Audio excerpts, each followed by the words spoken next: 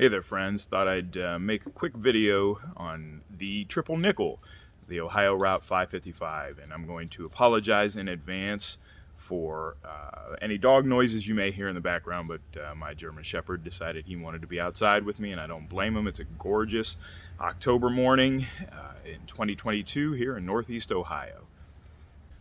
So a lot of people compare the Ohio 555, or I'll reference it as the nickel or the triple nickel from here out, to the tail of the dragon. And there's a lot of similarities between the two roads, but by no means are they the same thing.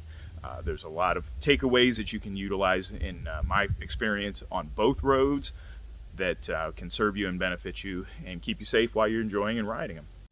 So first things first, timing on the roads are probably the most important thing. Obviously, you're going to have the most traffic on your beautiful nights, your beautiful weekends, your holidays, those kind of things. You're going to get the most car traffic. You're going to get the most motorcycle traffic. Now, I rode it yesterday, which would have been October 9th of 2022. Very little traffic. It was a very chilly day. Today is a holiday. Today is Monday the 10th. We are off for Columbus Day. A lot of government workers. So you will have probably an increased amount of traffic. It is going to be warmer. So I would think you're going to see a ton more bikes and a ton more traffic today on the nickel throughout Ohio. So choose your date wisely. Choose your timing wisely. You don't want to be on there when it's the most heavily traveled, the most heavily trafficked. I would split up, if you're going to ride in groups, I would split up into no more than about 3 to 4 bikes in a pack. That seems to be about the ideal size. I prefer, honestly, to ride it alone or with one other bike at the very, very most. I don't like to ride in big groups because it just multiplies the potential for disaster, in my opinion. So, but that's me. That's my own preference. I've ridden cross country by myself, 12-day trip, 6,500 miles, solo, loved every minute of it. So I'm built a little different when it comes to that. So in addition to additional vehicle traffic on the route, keep in mind that the nickel is not like the dragon. There are people that live on it. There's numerous cross streets.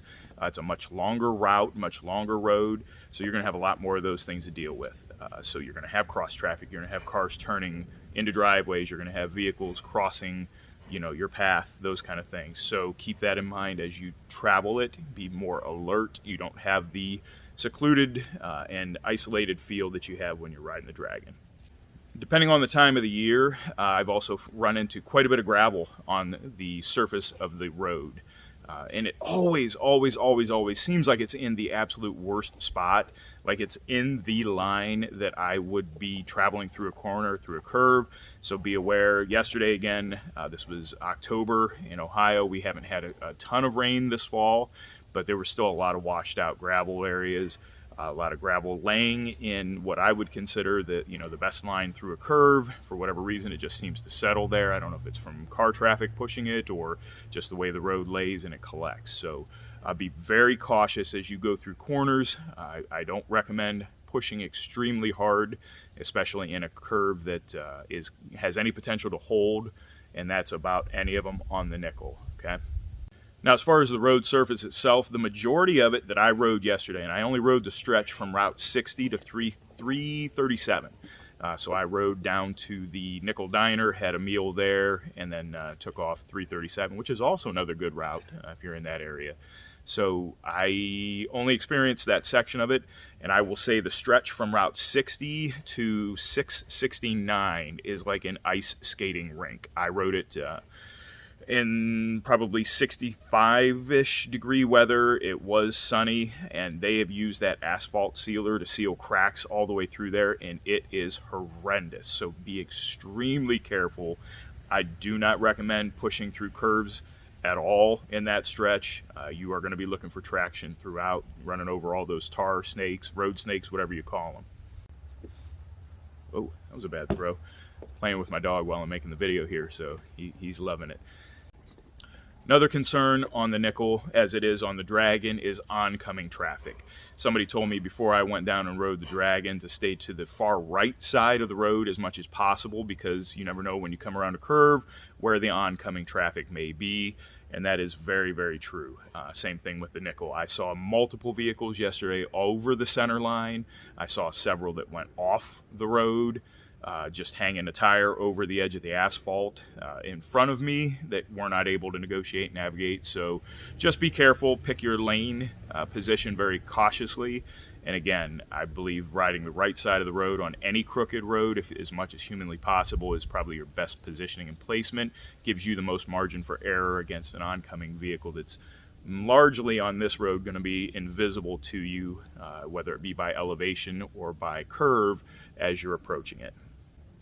On the nickel, as in the Dragon, you're going to have some steep climbs, you're going to have some steep descents, you're going to have some on-camber, off-camber turns. You're going to get the whole gamut. You're going to get everything that the world can throw at you here as far as a crooked road goes. So be prepared for anything. You're going to have some very quick switchbacks at points. There's not a ton of what I would consider hairpin-like turns in the mountains of West Virginia, down into Virginia, North Carolina, certainly the tail of the Dragon, where you get those very, very steep, on a Harley, maybe second gear floorboard rubbing turns. You're not going to see a ton of those. There are more sweepers, but there are some increasing and decreasing radius curves that you've got to watch out for. So if you're going to push it all, which I don't necessarily recommend on this road, I would say ride a section of it and then re-ride a section, because you want to know, especially if it's your first time through it, and that's as good advice for anybody. If you're gonna enjoy and spiritedly ride through a curved road, crooked road, ride it first, then re-ride it the other direction. Look for hazards. Look for any kind of surprise curves that may come up if you're not aware of, because most of the time you're okay going at the posted limits and or above, but even the cautionary limits, some of them, they'll creep up on you. They will get you. And finally, wildlife is another concern on the nickel. I've come around curves and I've had dogs in the road. I've had turkeys in the road, standing in the middle of the road, and I've had other animals, other critters of lesser size. Ironically enough, I've had more deer in my local area in front of me than I have on the nickel. So I've seen them off the road, but I haven't seen them cross or get in front of me, at least. That's more or less probably just the timing of when I'm riding it versus when they're moving. So, but also be cautious of all the wildlife that can plague you and kind of pop up out of nowhere, right in the middle of the road if you're hammering through. So those are just a few of my thoughts about riding the nickel. Many of them, like I say, overlap with the tail of the Dragon and any other big crooked road that's out there. If you ride crooked roads, you're pretty well aware of this, but if you're coming to the nickel for the first time, gives you maybe a little bit of insight as to what it is. Again, it is a blast to ride. It is a gorgeous road, but just be prepared for the nuanced differences between the nickel and the tail of the Dragon. Skill sets carry over from one to the other, but definitely two very, very different routes, and you got to approach them just slightly different. So be safe, ride hard, and keep the shiny side up.